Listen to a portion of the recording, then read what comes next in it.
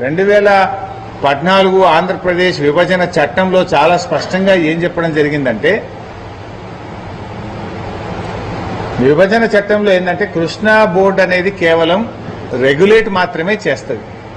నీటి పంపిణీ అంటే అందులో స్పష్టంగా ఏం చెప్పిండ్రు, awards passed by the tribunals may be regulated by KRMB అన్నారు.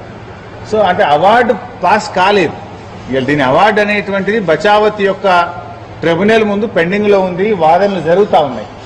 ఒకసారి బచావత్ ట్రిబ్యునల్ అవార్డు పాస్ చేస్తే, బ్రిజేష్ కుమార్ ట్రిబ్యునల్ ఒకసారి అవార్డ్స్ పాస్ చేస్తే దాన్ని కృష్ణా రివర్ మేనేజ్మెంట్ బోర్డు అమలు చేసేటువంటి వెసులుబాటు కలుగుతుంది. మరి బ్రిజేష్ కుమార్ ట్రిబ్యునల్ ముందు అవార్డు పెండింగ్ లో ఉండగా కేఆర్ఎంబి ఎలా అమలు చేయాలి? ఒక విచిత్ర వైఖరి ఆంధ్రప్రదేశ్కి. ఆంధ్రప్రదేశ్ ఏమంటారంటే కేఆర్ఎంబికి ఇచ్చేయాలంటున్నారు. ఎట్లా ఇస్తావు? KRMB is only a nodal agency to implement the award. When there is a award is not there, how can they implement? అదొక విచిత్రమైన వైఖరి. బోర్డులో చాలా స్పష్టంగా సెక్షన్ 89 ఈరోజు బ్రిజేష్ కుమార్ ట్రిబ్యునల్ తుది తీర్పు రావాలి. దాని కింద బ్రిజేష్ కుమార్ ట్రిబ్యునల్ వచ్చే వరకు, తీర్పు వచ్చే వరకు ఏదైతే అవార్డులు లేవని ఇవాళ తెలిసి తెలియకుండా తెలంగాణ ప్రభుత్వం మొండివాదం, పిడివాదం చేస్తా ఉంది.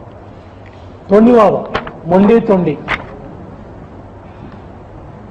ఎందుకు ఈ మొండివాదం, ఎందుకు ఈ తొండివాదం?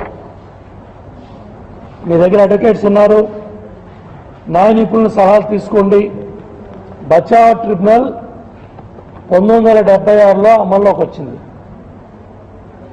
ఆ రోజు నుంచి కూడా స్పెసిఫిక్గా ఏ ప్రాజెక్టుకి ఎంత అలొకేషన్ అనేది 1976 నుంచి వివిధ ప్రభుత్వాల అధికారంలోకి వచ్చాయి. తెలంగాణ భూభాగంలో కానీ, ఆంధ్రప్రదేశ్ భూభాగంలో కానీ ఆ ఏర్పడ్డ ప్రభుత్వాలు బచావ్ ట్రిబ్యునల్ ఏదైతే చెప్పబడిందో ఆ ప్రాజెక్టులకి నీరిచ్చి ఎక్కడా కూడా ఎవరికి కూడా ఇబ్బంది లేకుండా పంటలను కాపాడుకుంటా తాగునీరు, సాగునీరు ఇస్తా ఉన్నాం.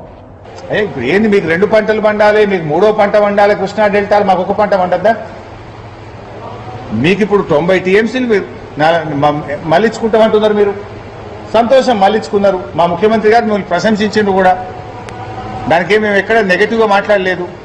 మీకు 3వ పంటకు నీళ్లు ఉండొచ్చు కానీ మాకు 1 పంటకు నీళ్లు ఉండొద్దా? ఇదేం వైఖరి ఆంధ్రప్రదేశ్ని? ఇదే ఇచ్చిపుచ్చుకునే ధోరణి. నిజానికి 299 టీఎంసీలు అనేది చాలా తక్కువ, అది లెక్క కాదని. ఉమ్మడి రాష్ట్రంలో మీరు మాకు చేసిన అన్యాయాలకు పరాకాష్టే 299 టీఎంసీలు. సరే, మాకు ఎక్కువ రావాలి, ఎంత రావాలనేది నేను చెప్పుడో మీరు చెప్పుడో కాదు, బ్రిజేష్ కుమార్ ట్రిబ్యునల్ చెప్తుంది. ఇవాళ మేము చాలా స్పష్టంగా బోర్డు నోటిఫై చేయమని మేము అడుగుతుంటే 2 భూభాగాల్లో మీరు ఏది కోరుకుంటే దాన్ని పెట్టుకుంది. ఇవాళ బోర్డు పెట్టింది. దీన్ని మీరు ఇవాళ అబద్ధాలు మాట్లాడుతూ ఉన్నారు. ఈ యొక్క డ్రాఫ్ట్ నోటిఫికేషనే తెలంగాణ ప్రభుత్వ వాదం ఎంత తప్పుడు ప్రచారం అనేది ఈ డ్రాఫ్ట్ నోటిఫికేషన్ ఇదే ఒక ఉదాహరణ. అపార్ట్ ఫ్రమ్ పోలవరం ఇంకా ఏదైనా నీటిని మళ్లిస్తే ఇదే రేషియాలో పై రాష్ట్రాలకు హక్కులుంటాయి అని చెప్పారు. రాజ్యసభలో స్పష్టంగా చెప్పడం జరిగింది, మేము పత్తిసీమ ప్రాజెక్టు పోలవరంలో భాగం కాదు అని. ఇప్పుడు పత్తిసీమ ద్వారా కూడా 80 టీఎంసీలు తీసుకుపోతామని చంద్రబాబు నాయుడు గారు, ఉమా గారు స్పష్టంగా చెప్తున్నారు. సో అక్కడ కూడా మాకు 45 టీఎంసీల హక్కు వస్తుంది కదా పై రాష్ట్రంగా తెలంగాణకు. సో మాకు ఆ 45, 40, 90 టీఎంసీలు కలిపి మాకు అదనపు నీటిని కేటాయించండి అని చెప్పి తెలంగాణ ప్రభుత్వం ఇవాళ కేంద్ర ప్రభుత్వాన్ని మేము కోరుతూ రావడం జరిగింది. 45 టీఎంసీలు పోలవరం, 45 టీఎంసీలు పత్తిసీమ. అసలు చాలా స్పష్టంగా ఏదైతే మహారాష్ట్ర, కర్ణాటక 21, 24, 11 టీఎంసీలు 35 టీఎంసీలో ఈ 45 టీఎంసీలు పంచాయతీ, Godavari river water management board ఉంది. మీరు పెట్టిన చట్టంలో గోదావరి సమస్యలు మాట్లాడటానికి గోదావరి రివర్ మేనేజ్మెంట్ బోర్డు ఉంది. దాంట్లో మాట్లాడండి.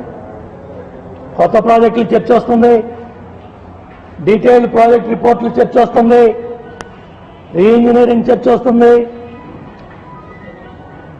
డీటెయిల్ ప్రాజెక్ట్ రిపోర్ట్లని అడిగే వాటికి సమాధానం వస్తుంది. నాగార్జున సాగర్ కుడి కాలువను ఆంధ్రప్రదేశ్కి ఇచ్చేయాలి అంటారు. దీని రెగ్యులేషన్ మాకు ఇచ్చేయాలంటారు. రాష్ట్రంలో, దేశంలో ఎక్కడైనా ప్రపంచంలో ఒక ప్రాజెక్టు ఓ కుడి కాలువ ఒక రాష్ట్రం చేస్తుంది, ఎడమ కాలువ ఒక రాష్ట్రం చేస్తుంది. ఎవరిష్టం ఉన్నట్టు వాళ్ళు గేట్లు ఇప్పితే నడుస్తుంది అసలు ప్రాజెక్టు. ఇలాంటి పరిస్థితి ఎక్కడైనా ఉంటుందా? ఏదన్నా జరగాలంటే ఒక పద్ధతిలో ఒక చేతి అయితే కృష్ణా బోర్డు చేయాలి, లేదా ఒక రాష్ట్రం చేయాలి. కానీ ఎవరిష్టం ఉన్నట్టు వాళ్ళు గేట్లు ఎత్తుతాం అనేటువంటి ధోరణిలో వారు మాట్లాడడం అనేటువంటిది ఇది చాలా విచిత్రమైనటువంటి వైఖరి. ఒక వితండవాదము. ఇవాళ వాళ్ళు వితండవాదానికి దిగడం అనేది నిజంగా ఇది దురదృష్టకరం. అంటే ఇంకా ఏమన్నా యాడ్ చేయాలంటే మేము అభ్యంతరం చెప్పట్లా. నాగార్జున సాగర్ ప్రాజెక్ట్ ఒకటే నోటిఫై చేయమని చెప్పామని మీరు మాట్లాడుతున్నారంటే ఇంతకన్నా దుర్మార్గం ఏమైనా ఉందా? ఇవాళ మీ చేతుల్లో డ్రాఫ్ట్ నోటిఫికేషన్ ఉంది. ఇవాళ ఆంధ్రప్రదేశ్ ప్రభుత్వం ఒక్క నాగార్జున సాగర్ ప్రాజెక్టుని అడుగుతుంది. తెలంగాణకు అన్యాయం చేస్తా ఉంది. 3 పంటలు పండకుండా ఒక పంట కూడా మాకు రానికుండా నీళ్లు చేస్తున్నారని చెప్తున్నారు. పైనున్న ప్రాంతంలో మీరు ఐర్ రైపేరియన్లో ఉండి మేము మీకు అన్యాయం చేస్తున్నామని మాట్లాడుతున్నారంటే ఇంతకన్నా దుర్మార్గం ఉందా? వీళ్ళేంది డెల్టాకు మంచినీళ్ళు అంటారు, వేసేదేమో పంటలు. అందరికీ తెలుసు అది. పేరేమో మంచినీళ్ళు, వేసేదేమో పంటలు. ఇక్కడనేమో హైదరాబాద్ అయితే పంటలేమి ఉండవు కదా, పక్కా మంచినీళ్ళ కోసం హైదరాబాద్ నగరం అంతా ఎదురు చూస్తుంది. ఆ లెవెల్ డౌన్ అయితే హైదరాబాద్కు రావాల్సిన పుట్టంగండి దగ్గర లిఫ్ట్లు పనిచేయి, హైదరాబాద్ మంచినీటి సరఫరా ఆగిపోతుంది. సో 1-2 సందర్భాల్లో క్లారిటీ, కృష్ణా బోర్డు ఇచ్చిన డైరెక్షన్లో క్లారిటీ లేకపోవడం వల్ల కానీ, కృష్ణా బోర్డు ఆ నీళ్లు శ్రీశైలం నుంచి నాగార్జున సాగర్కి వచ్చే క్రమంలో ఇక్కడ లెవెల్ లేక హైదరాబాద్ మంచినీటి సరఫరా ఎఫెక్ట్ అయ్యేటువంటి పరిస్థితుల్లో 1-2 సందర్భాల్లో మాత్రమే ఏదైనా కొద్దిపాటి డిలే జరగవచ్చు తప్ప ఇంటెన్షనల్ గా. ఇవాళ నల్గొండ ఖమ్మం కింద కృష్ణా జిల్లా మెట్ట ప్రాంతానికి ఒక్క చుక్క మంచినీరు కూడా ఈ రోజు సంవత్సరం నీరు విడుదల చేయని పరిస్థితి ఉంది. ఏదైతే కేఆర్ఎంబి స్పష్టంగా ఆదేశాలు ఇచ్చినప్పటికీ కూడా 4 టీఎంసీలు ప్రకాశం బ్యారేజీకి నీటి విడుదల చేయమంటే ప్రిన్సిపల్ సెక్రటరీ తెలంగాణ ఇంజనీరింగ్ చీఫ్తో మాట్లాడాలంటారు, ఇంజనీరింగ్ చీఫ్ మంత్రితో మాట్లాడంటారు, మంత్రి ముఖ్యమంత్రితో మాట్లాడంటారు. లేకపోతే ఇచ్చిన 1 టీఎంసీ కూడా 10 రోజులు 1000 క్యూసెక్కుల చొప్పున కరెంటు ఉత్పత్తి చేసుకుని నీళ్లు విడుదల చేయటం వల్ల కింద డెల్టా ప్రాంతంలో మంచినీటి ఇబ్బందులు కూడా ఈ సమస్యని ఈ సంవత్సరం మేము ఎదుర్కొన్నాం. మంచి వర్షాలు పడ్డప్పుడు ఇబ్బంది లేదు. This year was a severe drought year. This year was a బాగా స్కేర్సిటీ ఉన్న వల్ల జరిగింది. వాస్తవానికి 811 టీఎంసీలు రావాల్సినటువంటి కృష్ణానదిలో ఈ సంవత్సరం మనకు హార్డ్లీ వచ్చింది 198. అంత తక్కువ వచ్చింది. 811 రావాల్సిన చోట 198 రావడం వల్ల మంచినీళ్ల వల్ల కొద్దిపాటి డిలే 3 రోజులు 4 రోజులు 2 రోజులు నీళ్ల విడుదల విషయంలో కొంత ఆలస్యం జరగచ్చు తప్ప అంతకుముందు సంవత్సరం ఎక్కడ జరగలేదు. కానీ దాన్ని ఏదో సాకుగా చేసి అదేదో పెద్ద రాద్ధాంతం చేసి ఈ యొక్క సమస్యను జటిలం చేసే ప్రయత్నం ఇవాళ ఆంధ్రప్రదేశ్ చేయడం అనేటువంటిది కరెక్ట్ కానే కాదు. టైంలో నీళ్ళు లేకపోతే పంటలు ఎండిపోయే పరిస్థితి ఉంది. మంచినీరు అందక ఈరోజు కృష్ణా డెల్టా ప్రాంతంలో మంచినీరు కూడా దొరక్క ఎన్నో ఇబ్బందులు పడ్డాం. ఇవాళ ఏదైతే గత సంవత్సరం చేసుకున్న ఒప్పందాల్ని మీరు అమలుపరచలేదు కాబట్టి కేఆర్ఎంబి చాలా స్పష్టంగా డ్రాఫ్ట్ నోటిఫికేషన్ ఇచ్చింది.